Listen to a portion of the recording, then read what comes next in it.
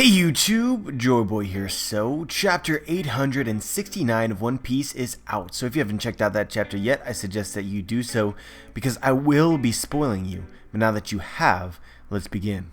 Can we just take a moment to appreciate? Death is raining down on everyone. There's nowhere to go. Luffy's crewmates are getting snatched up, and all the while, amidst all this chaos, he can't help but to fanboy over the fact that Capone can turn into a giant castle. Luffy literally possesses no sense of the brevity of the moment. I honestly don't know whether to feel jealous or not. But anyway guys, this chapter, Big Mom versus Big Father.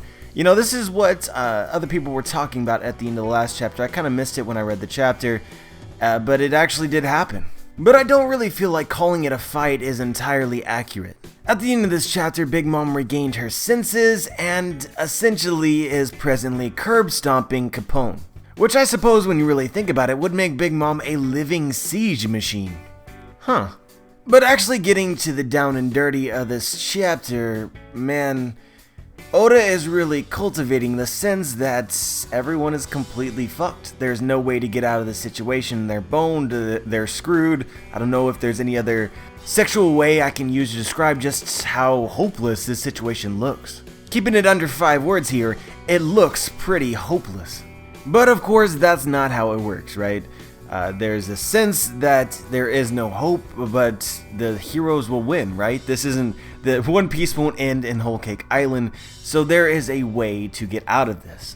A lot of people after the last chapter were speculating that they would find some way to use Brulee's powers in order to find a mirror somewhere, whether that be in Capone or, you know, the shards of the mirror on the ground or a mirror somewhere else, and essentially use that to escape.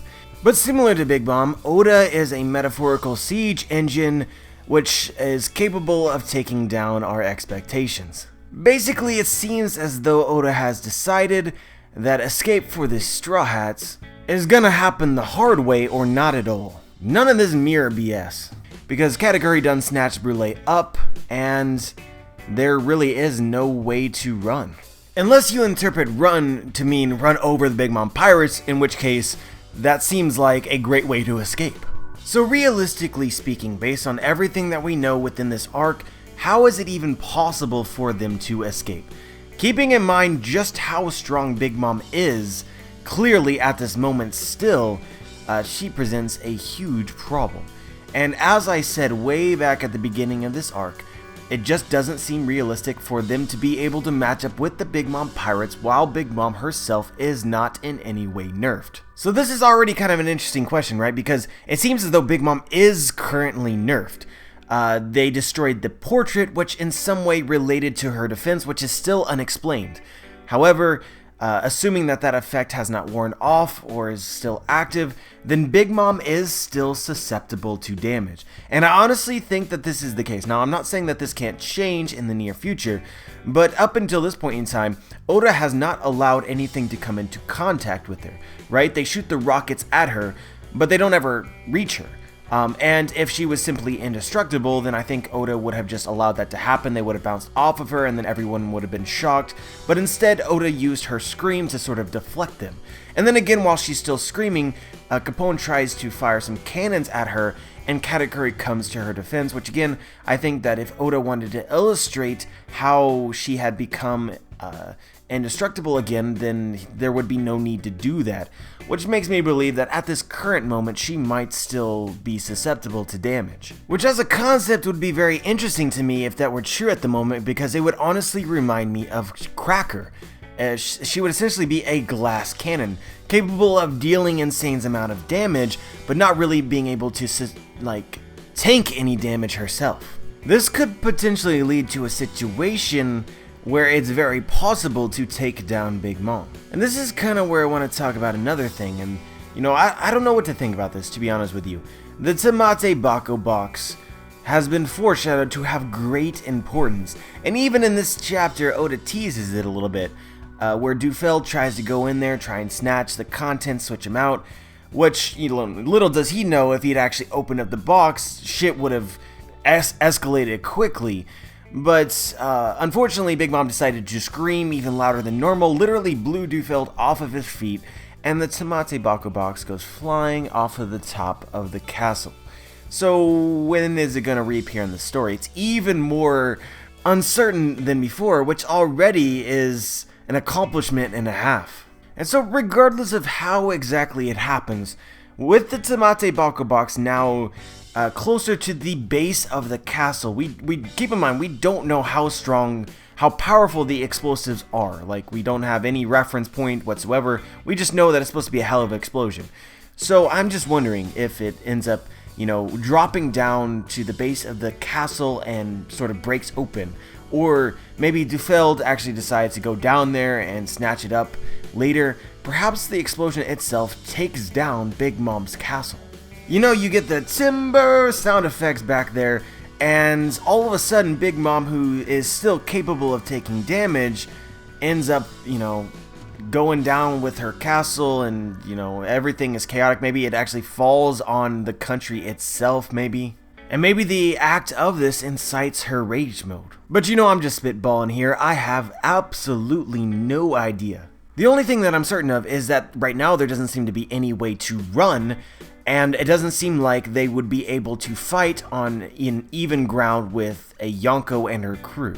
But anyway, it seems like there's two ideas, right? Either the Straw Hats can already currently match up with the Big Mom Pirates, and or the Big Mom Pirates need to be in some way hugely nerfed. Now, you guys should know my thoughts about the Big Mom Pirates being nerfed. Aside from Big Mom being able to take damage, my thought is that she will rage, and then she'll become a problem for her own children, thus sort of distract them between their enemies and Big Mom herself. But I think one really cool thing that this chapter did, probably the most hype moment that everyone's gonna fanboy over, is the fact that the Vinsmoke seems so legit. The Vinsmoke with their classic superhero anime entrance. Go go Vinsmoke family! With their mighty morphin powers. Which, as a side note, before we actually talk about the Vinsmoke, man, this is one of those things that's not really funny when you initially read it, but when you go back and you read it again and again and again, Ichiji's reaction to receiving his raid suit is fucking hilarious. I can sort of imagine his internal monologue. It seems somebody has provided my raid suit. What should I do with it? Maybe I should open it. But wait, could this be some kind of trap? Well, it looks like the real deal. And I mean, they are attacking Big Mom, and Big Mom tried to kill us, so it wouldn't seem like they would have any reason to set a trap. But maybe that's what they want us to think. Then Niji chimes in, nah bro, it looks legit. Well shit, now at least I can blame it on Niji. Fuck it. But anyway, the Vinsmoke have finally arrived in all of their glory. Raid suits on, already taking on some of the strongest Big Mom pirates, and holding their own. I think the most impressive one, though, was Poison Pink Reiju. Miss Beiju, man, she's just like one of my favorite characters from this arc, not just because of titties. And I mean that in all seriousness, because this chapter, she literally took on Smoothie, and, although Smoothie had a way to specifically counter her abilities, had it been anyone else, you might have been in a pickle. Apparently, Reiju's kicks are insta-death. We saw her earlier in the arc sucking the poison out of Luffy, this poison which was said to be capable of taking down a giant, and apparently she can store this within her body so that when she wants to or makes physical contact with an enemy, she essentially can poison them with some pretty nasty stuff. Now, this also revealed Smoothie's, a way that Smoothie could use her own powers, which was genius if you ask me. She can actually juice herself, and she can juice out specific components that she doesn't like, so it's almost like a doctor-like capability there, where she juices the poison out of her body.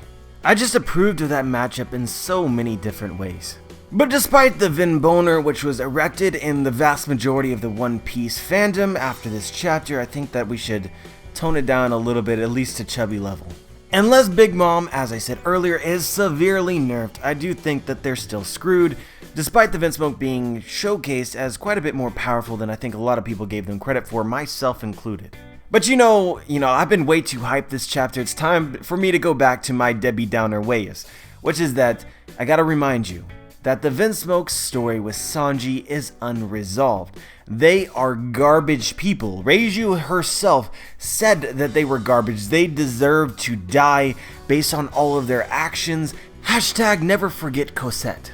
Nothing has contradicted this, so despite the way that they're portrayed in this chapter as the heroes arriving to save the Straw Hats, shit still needs to happen between them and Sanji and Luffy and everyone else before I'm okay with it. And based on their personalities and everything revealed in the story so far, there's nothing that currently sets up this resolution aside from the fact that they have a mutual enemy. Oda even went through the trouble of teasing this within this chapter when Judge Vincemilk and Sanji sort of glared at each other. But now let's talk about some specific things that I found interesting. Let's start off at the very beginning of the chapter, which is the cover story now focuses on my main man, Bartolomeo. And I actually was looking forward to his cover story more so than Cavendish. Nothing against Cavendish, but I find his character to be very annoying. But Bartolomeo is annoying in a fond way.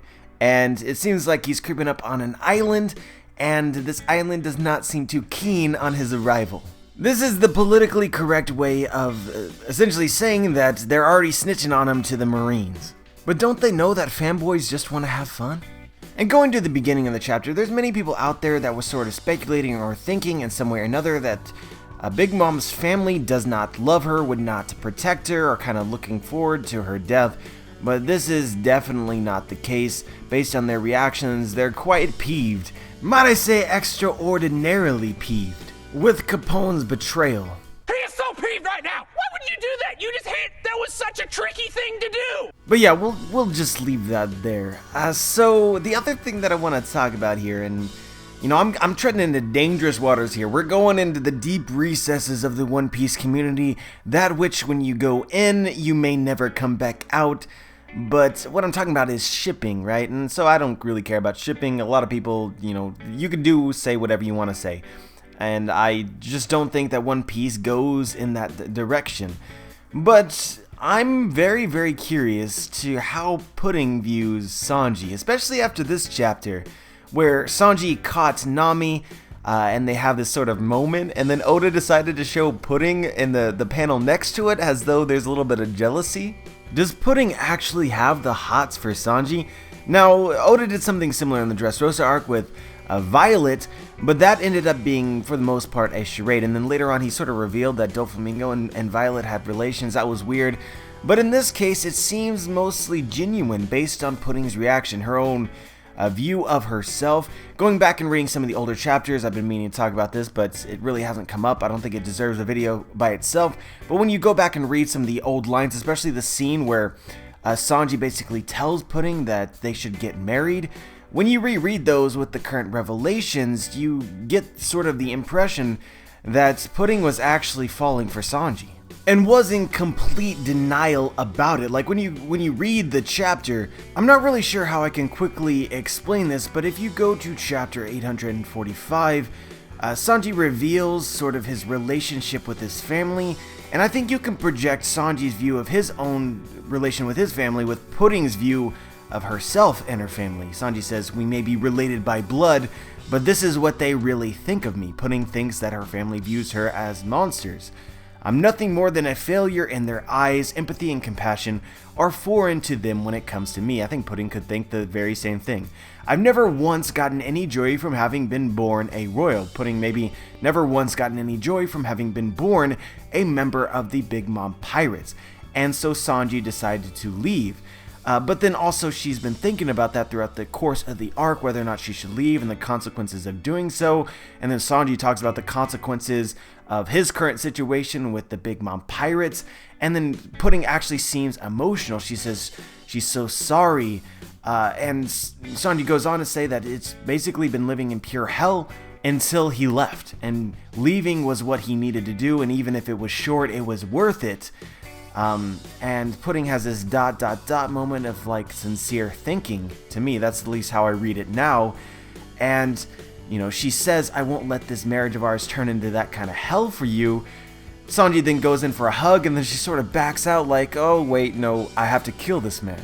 But then Sanji, of course, digs deep, pulls out his moves, goes in for the hug, and I'm wondering what kind of emotional impact this actually had on Pudding. Of course, after this, Being in denial as she was, she tried to prove to herself that when she revealed her third eye to, Luffy and company and Sanji as well, they would think of her as a monster as everyone else did.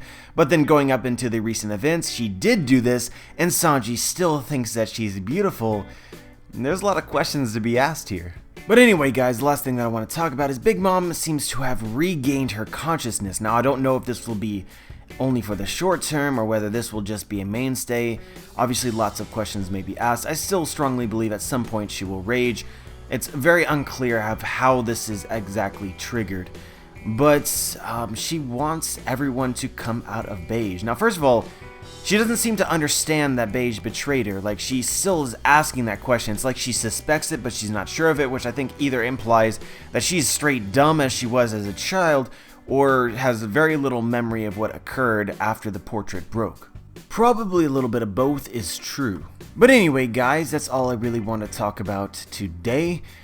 This chapter was so good. I was actually looking forward to a chapter like this, where it was mainly just hype and lots of fun, and a little less heavy than I think the chapters have been.